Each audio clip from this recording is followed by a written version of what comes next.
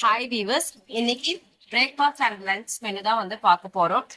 இன்னைக்கு பிரேக்ஃபாஸ்ட் வந்து பொங்கல் தான் செஞ்சிருக்கேன். எல்லாமே நான் வந்து பொங்கலுக்கு வந்து பாசிப்பருப்பு, பச்சரிசி, மிளகு, சீரகம், நெய்யும் கொஞ்சமா எண்ணெய் சேர்த்துட்டு கொஞ்சமா மஞ்சள் தூள் சேர்த்து ஒரு 4ல இருந்து 5 விசில் போல விட்டு எடுத்தா பொங்கல் வந்து ரெடி ஆயிடும். இந்த மாதிரி ட்ரை பண்ணி பாருங்க, ரொம்ப சூப்பரா இருக்கும். ஒயிட் ரைஸும் வந்து பக்கத்துலயே ரெடி ஆயிடுச்சு.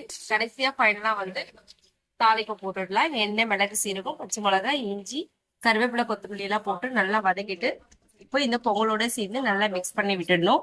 நல்லா மசிச்சுட்டாக்கா நல்ல பொங்கல் வந்து சூப்பரா குழைவா சூப்பரா வந்துடும். இன்னைக்கு பிரேக்ஃபாஸ்ட்டுக்கு பொங்கல் ரெடி ஆயிடுச்சு.